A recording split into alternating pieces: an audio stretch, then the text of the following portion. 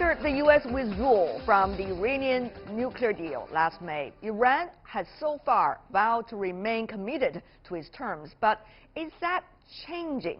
Last Sunday, Iran's nuclear chief said the Islamic Republic has made progress in designing modern fuel for its nuclear reactor that is at 20% uranium enrichment. The 2015 accord limits Iran to 3.5% enrichment. While the announcement does not mean Iran has broken the rule, it sends a warning, some say, that Tehran could do so if it chooses to. For decades, Iran's fate has been closely linked to these so-called yellow cakes. They are enriched uranium, fuel for nuclear reactors.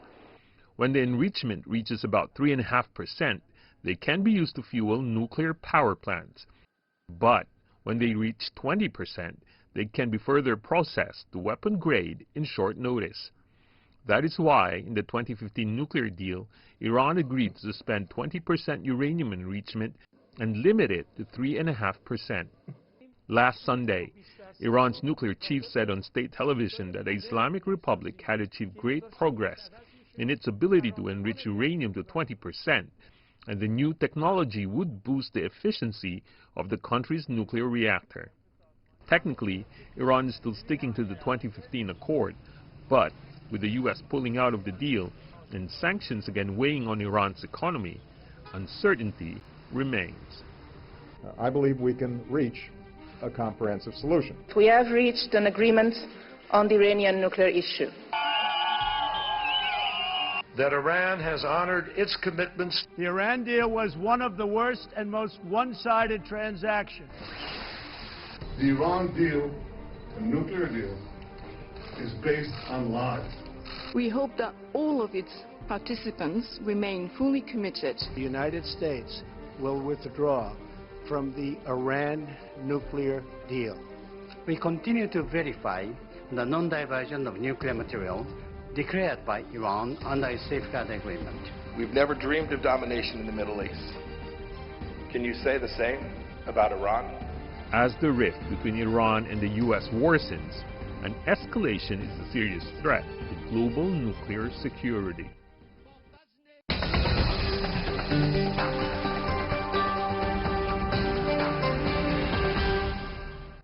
So what has become the Iran nuclear deal since the U.S. abandoned it? What about the recent report about U.S. trying to strike Iran? Let's ask our panelists. In Tehran, we invited Mohammad Marandi, professor and the dean of the World Faculty Studies at the University of Tehran. Professor, welcome to our program.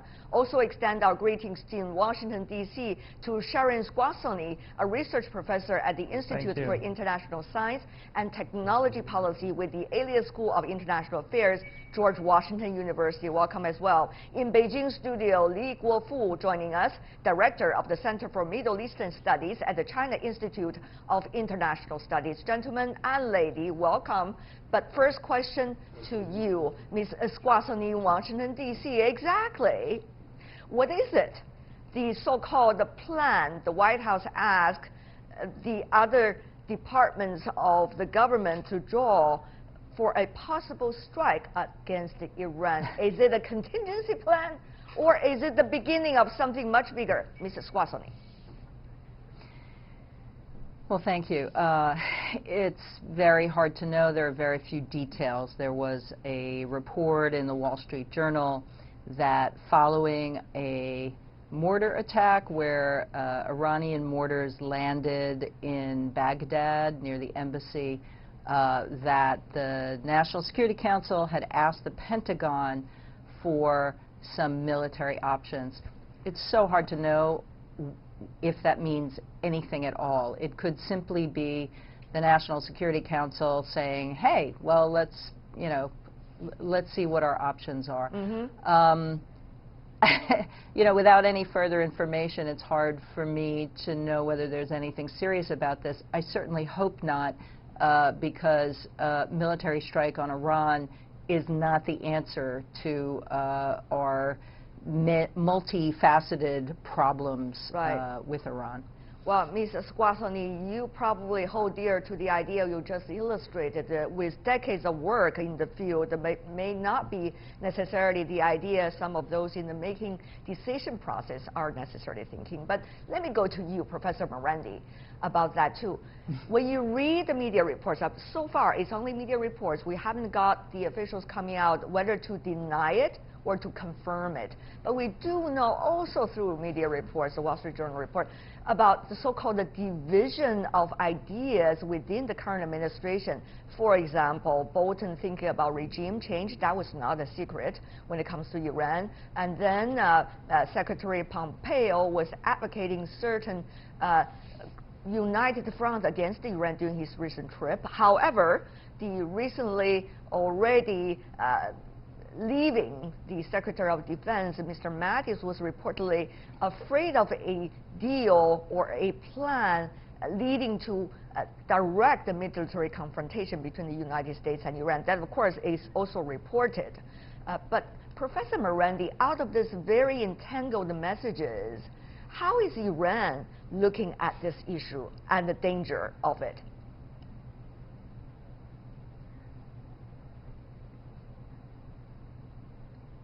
Well, I'd like to point out that these weren't Iranian mortars. These were mortars that were fired by groups inside Iraq that protest against the U.S. continued occupation in the country.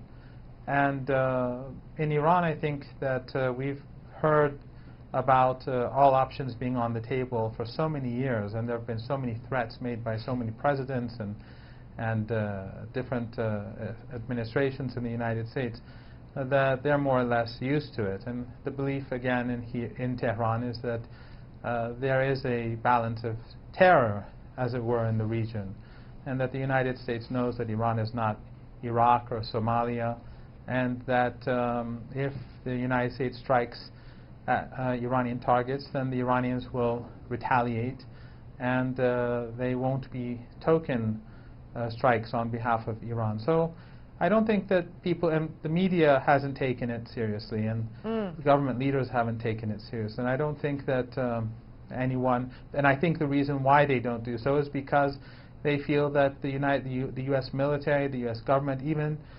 the likes of Bolton know quite well that Iran, the Persian Gulf region, is very sensitive with all the oil and gas installations. That's right. All of Saudi's strategic assets are alongside the shores, and that Iran has many allies across the region in Iraq, in Syria, in Yemen, in Lebanon, in Afghanistan, and in the Persian Gulf region. So it would be everyone would lose in such a conflict. So I don't think that the United States is really serious about any such thing. Okay, Professor Morandi, since you earlier talk about so-called retaliate if being struck, I mean from the Iranian side, as we have already heard from the media report, there's so-called contingency plan, at least from the U.S. being drawn up according to media reports once again.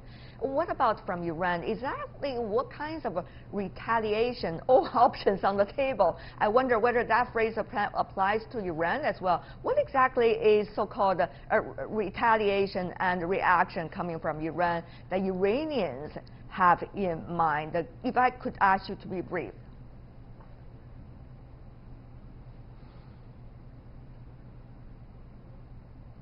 Well, again, this is all hypothetical. I don't think that the Americans obviously have plans for attacking all sorts of different countries across the globe. That's what military planners do. So what is the Iran? And I'm sure that the Iranians have their own plans to attack American installations, but that's all hypothetical. All right. I wouldn't know. I would guess that would be secret, and that would be something that military officials would be involved with. But what I do know is that for the last 15 years, the Iranians have been preparing themselves for any possible conflict with the United States. I see. And therefore, Iran has been developing a missile defense capability. It has underground facilities across the Persian Gulf and the Indian Ocean to protect their assets. And the objective, of course, on behalf of Iran is not to have any military conflict, but because the United States has had a history of aggression in Afghanistan, in Iraq, in Libya, in Yemen, in Syria, in the Iranians they feel that they have to be prepared. Okay, Mrs. Squassoni, I want to give the same share of amount of time to you as well, just to be having a fair discussion.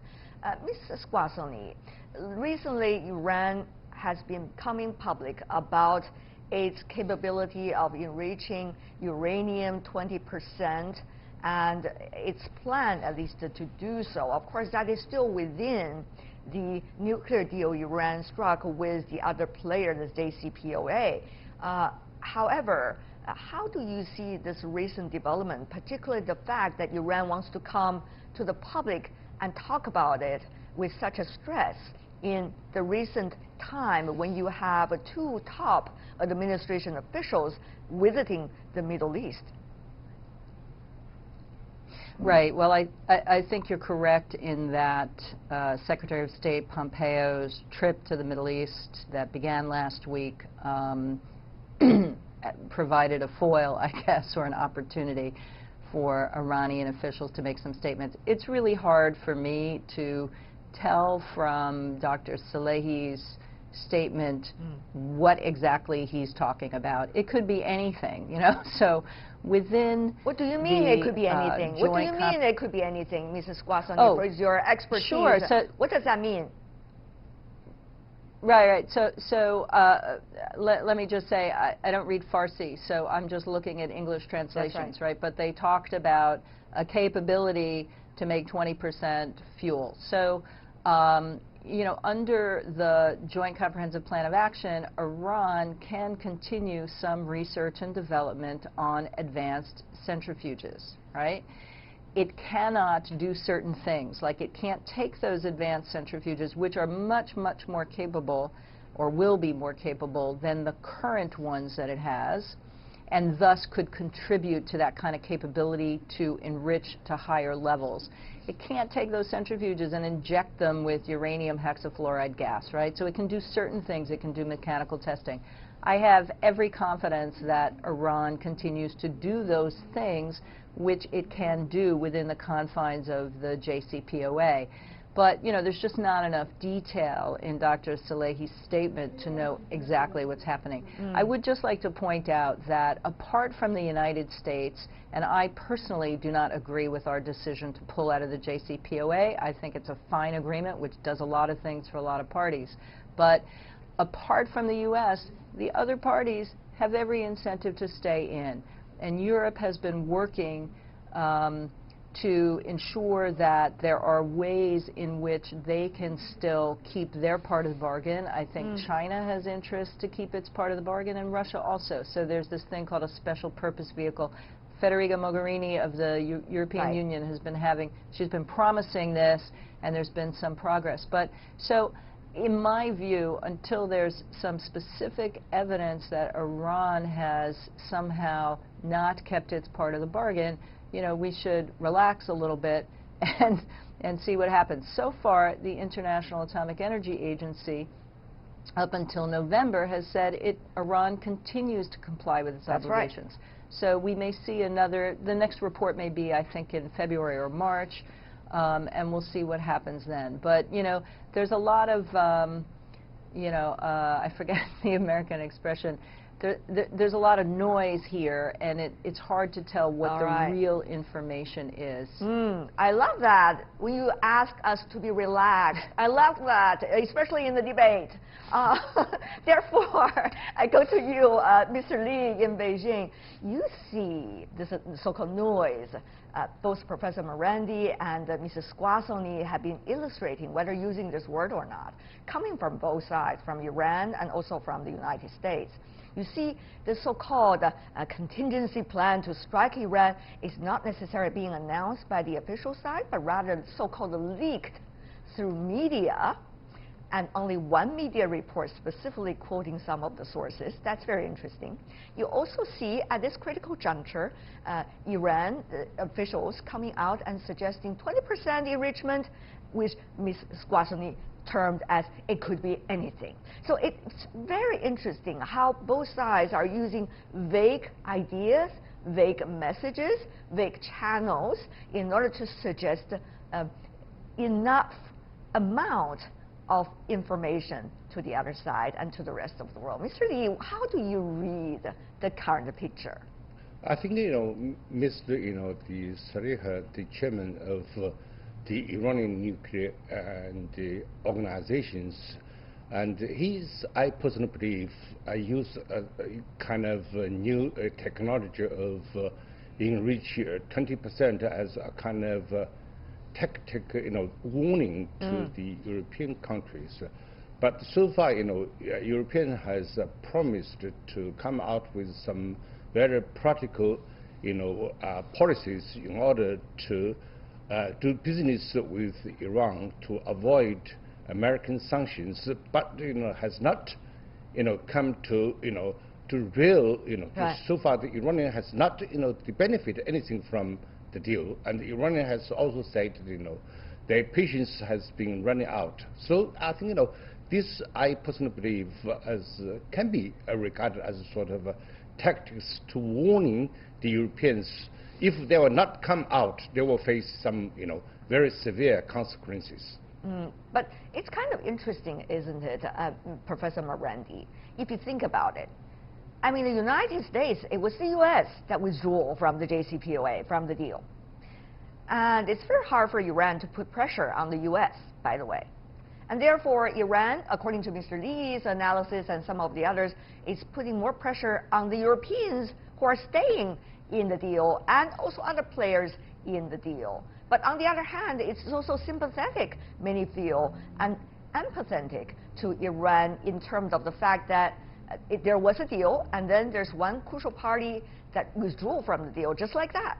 So, Professor Morandi, how do you see Iran's current position? I mean, in a way, it has to keep a balance to still hold on to these players that are still in the deal, but on the other hand, have also to give them so-called pressure so that there will be more common ground be sought between parties and among parties. Professor Morandi.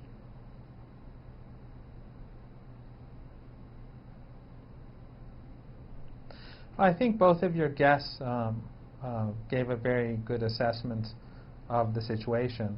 I think at the moment what the Iranians are doing is that they are working within the framework of the JCPOA, but they're also sending a message that we will invest more in research and development, and we will push forward in those areas where the agreement allows us to do so.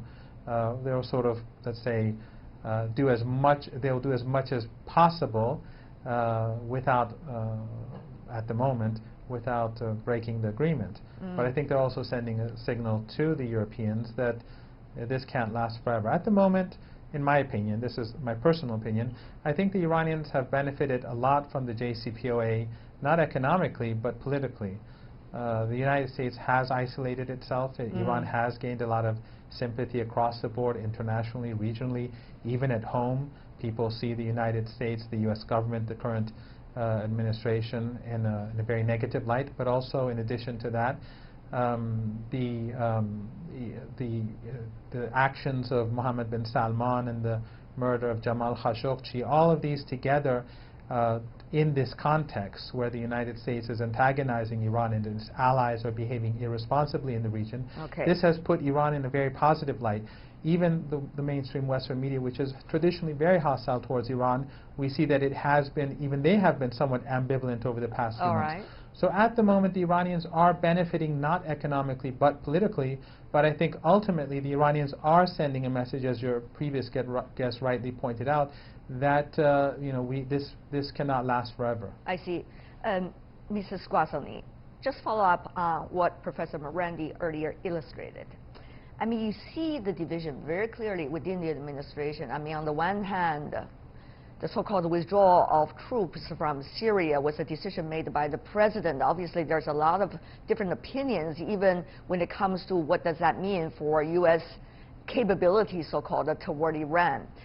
Secondly, you also see a very fractured Middle East at this point compared to, let's just say, even 3 or 4 or 5 years ago. Now you have a lot of regional players that think do not necessarily 100% like Washington does, or at least the current White House does. So what would that mean for the policy choices, Mrs. Squazzoni, given the fact that if you look at the personnel in the White House these days and the decision makers these days in the White House, what would be some of the policy choices if you are observing from the other corner of Washington? Oh my goodness. I know you're gonna. I know you're gonna say that, Mrs. Squazzoni. I know you're gonna say that. Sorry. Who would know it? Who would know Sorry. it? Yes. Go ahead, ma'am.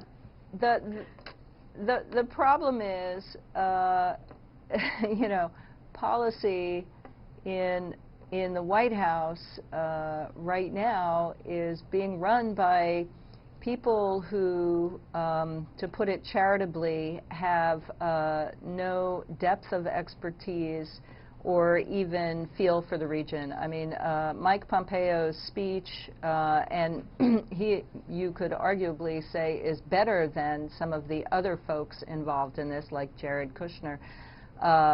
His speech last week at Cairo was deemed, you know, ridiculous. So what I'd like to focus on, it's impossible to say what our policy choices should be. I mean, it's really a disaster. The U.S. government is shut down at the moment, right? So, you know, the only thing that makes traffic in Washington, D.C. a lot more manageable. It's useful, I think, to look at the policy with respect to Iran that came out last May, and that was Secretary Pompeo's speech. And when you look, it's a laundry list. There were a dozen items. 4 of them were nuclear and ballistic missile related, and the other 8 were related to Yemen and Afghanistan and Iraq and terrorism. Some of those can be finessed, but the 2 of those on nuclear and missiles are non-starters, and that is the problem for dialogue moving forward with Iran. The Trump administration so far has said Iran can't enrich and cannot you know, reprocess spent fuel to make plutonium. Iran has said it's not going to do that, but Iran is not going to give up what it sees as its right, either under the Non-Proliferation Treaty or under the JCPOA, to enrich uranium. So the other part of that is ballistic missiles, right? No more development of ballistic missiles. Right. If those 2 are non-starters, you know, where does the rest of the policy go? So I think the best we can hope for is a kind of calm or at least no escalation to crisis over the next 2 years until we have a change of regime in the United States, frankly, an election. A presidential election. Mr. Squazzoni, probably somebody could tell very clearly about your political tendency with your answer over there, but that's not the purpose of our discussion, but rather I want to go to also Mr. Lee about that. The final words before we go. What would that mean for the other parties of the JCPOA, China included? Very briefly from you, Mr. Lee.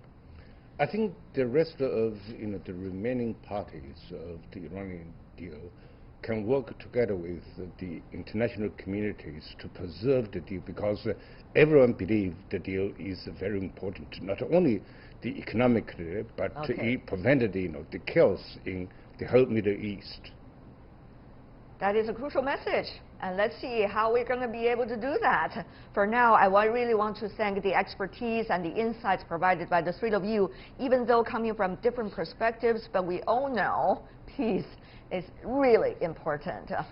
Sharon Squazzoni, really appreciate it. Perhaps Mohammed Morandi, thank you so much. And last but not least, Mr. Li Guofu in Beijing, appreciate it.